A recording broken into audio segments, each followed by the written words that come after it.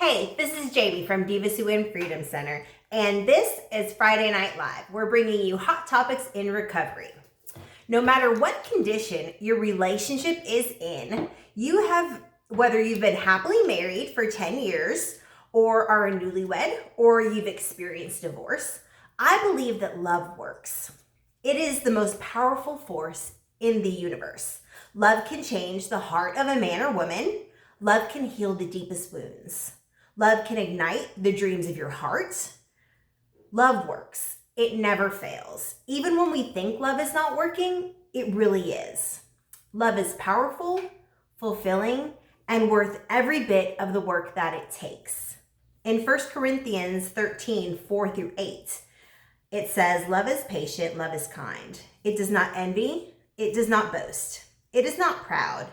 It does not dishonor others. It is not self-seeking. It is not easily angered.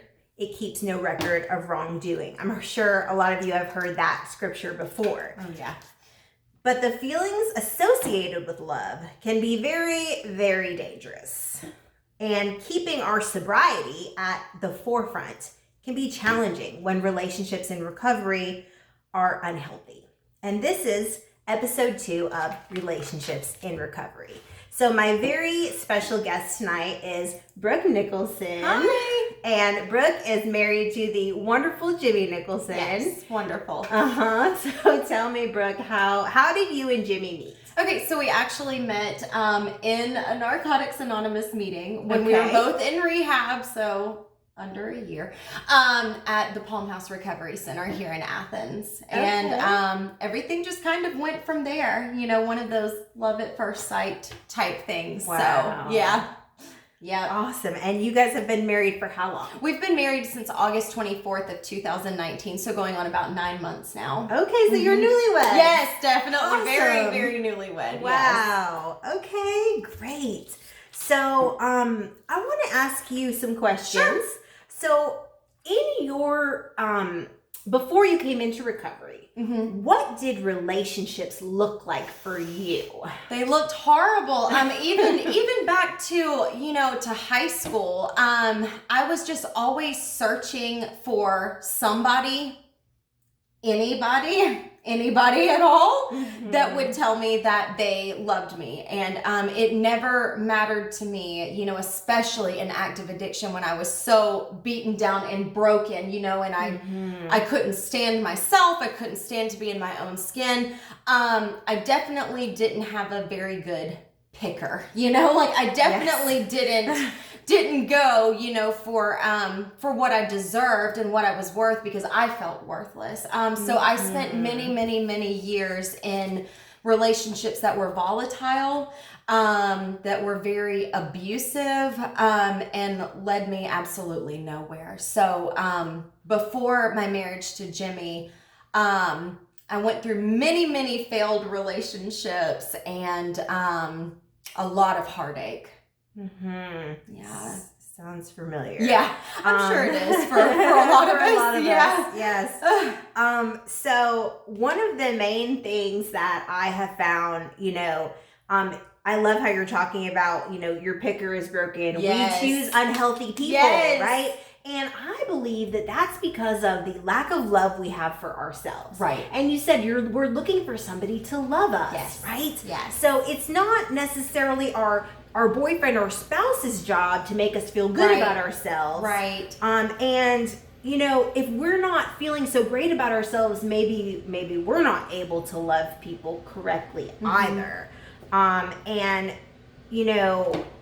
the scripture tells us we're supposed to be the human expression of God's love to this very hurting world. And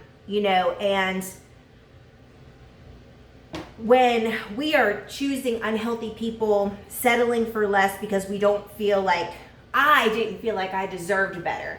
I dated either much older men. I've done that too. Yes. Yeah. Or much younger men because I felt like I didn't have anything to bring to the table. Right. Well, if I date this guy who actually has a good job and is my age, what am I gonna bring? Yeah, exactly. Because I'm sitting here not having any of that right now. So, right. Yes. So, today I have to realize, that things are different. But so what do you think are necessary for healthy relationships in recovery? Well, first and foremost, I mean, the principle behind step one is honesty, and that is for many, many different reasons. But I mean, of course, I have found that in relationships, that is the biggest thing, honesty about the past, about your past, Yes. Honesty about what's going on with you presently in your life, and honesty about what you want out of the future, Absolutely. That was a huge thing for me and Jimmy was, not judging each other and being able to be completely open and honest about our past, very open and honest about where we were in life, at the current moment, and very honest with each other about what we wanted out of our futures, Yes. If you can't be honest, I mean, I will say for me, it was, for me, if we couldn't be honest with each other about all areas of our lives from day one, from second one, it was never going to work. So honesty definitely is the biggest key to me. Mm-hmm.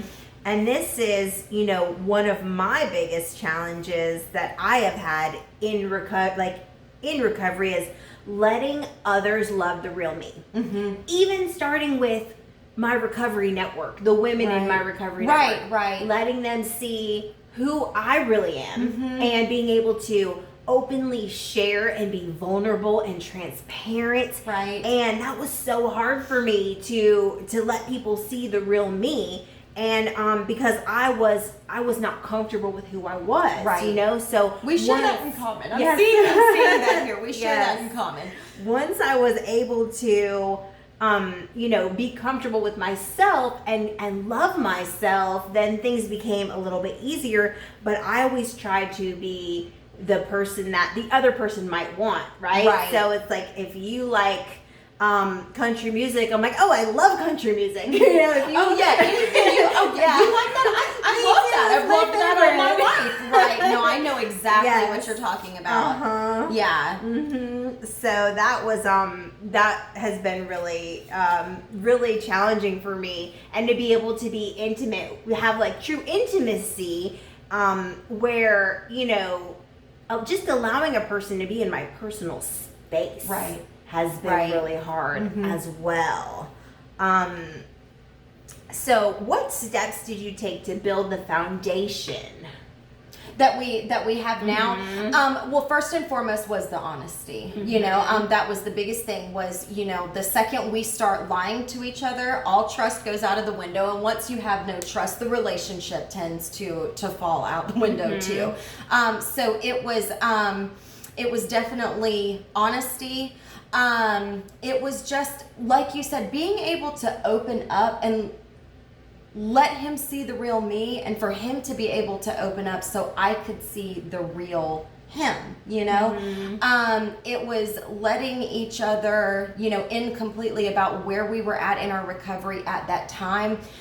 It was definitely it was difficult at first learning how to say, okay, this gets on my nerves about you, and there were things, of course, that got on his nerves about me, but we also just had to come to a level of acceptance about this is where, each other is in life. Right. Like, this is where we are in life in our recovery, and we can we tried to go at everything as we do today as it's not him and I against each other, it's us against the problem. Whatever issue we're having, I love it's that. us against the problem, not the two of us against each other. Yes. So keeping that type of mentality, and of course the honesty has been very instrumental in in keeping us in a happy, safe, and secure marriage that we're in now. So that's so funny that you say sure. that, because So I recently have started talking to someone, and we actually had like our first conversation about like,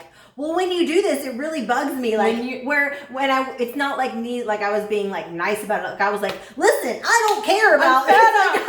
Stop doing this. Yes. I'm over it. Crunching those chips so loud. Yeah, I mean, and not that Jimmy actually does that, but I know what you're talking about. He really doesn't crunch his chips loud. But even the smallest things that you Right. don't know, Yes. until somebody does them and they actually get on your nerves, So Yes, that's so good. That's so good.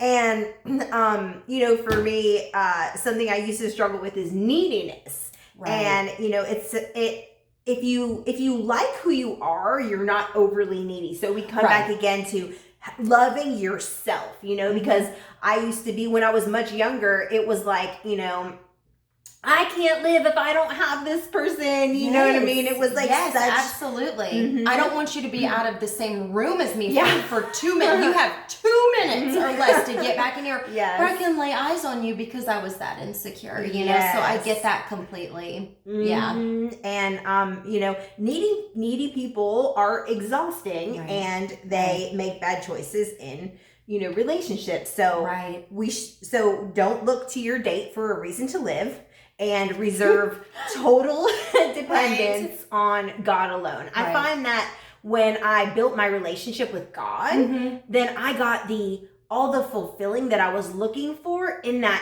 desperate, needy, I want someone to love me so bad relationship, that security, that significance, that value. When I cultivated my relationship with God, I started getting that feeling from my relationship with God, and having, dependence on God for the security and all that. Things that a man at the end of the day is never going to be able to fulfill anyway. So like no human can do that. Like we have to get that from God. People will always let us down. Right. And yes, and if I have dependence on God, then if somebody does let me down, then I can easily forgive, and we can move past that, and get on. And and so tell me about, do you have any kind of anything like tips or anything that you would give to people who are like new in recovery, who are maybe thinking about being in a relationship, or not sure about what they should do in early recovery, meaning like under like 6 months? If you're going to get into a relationship under 6 months, I would definitely say the biggest thing is that to go into it with the mindset of that the first time that this person, blatantly lies to you, maybe take a step back, and reassess the relationship. Not to say that you will never be with that person, or that it's a hard no, this is never going to work. But early in recovery, they say not to get into a relationship for a reason. Many of us, including myself, do that. And, I am very fortunate because I am very happily married to a wonderful, wonderful man today. But that's not everybody's story, know? And I'm so big on the honesty thing, So if you get into a relationship under 6 months, and they are dishonest with you, or all these red flags start popping up, maybe take a step back, take some time for you and reassess what you have going with that person at that time. Because ignoring red flags, ignoring dishonesty, ignoring abuse of any kind generally only leads to one place. And of course, like you said, love can be dangerous, especially in early sobriety. And a lot of the time it can and does lead to relapses. So I would say do not ignore red flags in a relationship, especially early on. And finding women, talk to women who you see have healthy relationships. Ask them how they did it. How they did it. Right. Now, of course, we're not going to ask people who have been single forever, or ask people who are like man haters or woman haters, right? You want to That's not going to work. Find a couple who has something that you want. Same as a sponsorship. Same as sponsorship. We wouldn't go ask a person who's never been an addict to sponsor us and take us through the 12 steps. Exactly. So same theory. Yes, exactly. And how do you and Jimmy like make time for each other to keep because I know it's us in recovery, working in recovery, Right. I mean, we are spread pretty thin. We are. And, we are. and I spread heard thin. something from this book from Levi Lusko, and it says, if you don't date your mate, Satan will find somebody who will. Yes, and I believe that wholeheartedly too. Uh-huh. Yeah. So weekends are our time. Not to say that during the day he might not go fishing, I might not go shopping. You Right. know, it's not that we, just have to be glued together 24/7. But we make it a point to have dinner together, on the weekends. We make it a point to cook dinner at home and have dinner together at least 2 nights per week, We don't sit on the couch separated from each other constantly. We pick TV shows that we like to watch together. Right. And when we, lay down at night, it's not just like we're, far apart from each other in the bed. I mean, laying there holding hands, cuddling, that's extremely important, extremely important. I actually, with a really good friend of mine, Lacey, we do a meeting for the girls in the Palm House Recovery Center on Tuesday nights called Finding Yourself, and it's about self-discovery journey, and we love it. Every Tuesday night, Lacey and I go down there, and every Tuesday night, Jimmy goes fishing, so we have that separation. Right. But no matter what, no matter if we don't see each other for 1 second in a day, when we get home, at night, we at least, no matter what, make those few minutes when we lay down in bed together to talk about our day, to get things off of our chest, and just to say we love each other before going to sleep, and that's really important. So awesome. Yeah. Well, thank you so much. Yeah, you absolutely. You really shined a light on this. And thank you. Gave us I'm glad hope. I could be here. Yes, because I truly believe that love can work. God put people to have relationship together. Oh yeah. And if you're scared and if you're worried, it's okay. There is hope for relationships. There's hope for relationships in recovery. We just have to have boundaries, and we have to have self-love, and we have to have the network with people, and trust our network, and trust what our friends are saying, and trust God, because God is the only one who knows what's going to happen in the future. Yes. So, and he made that perfect one for you. You know, you've got to trust and believe in that too. I do. So, yeah. I do believe that for sure. Yeah. Awesome. Well, thank you for joining us. Yeah, of course. And we will see you guys soon. Bye. Bye.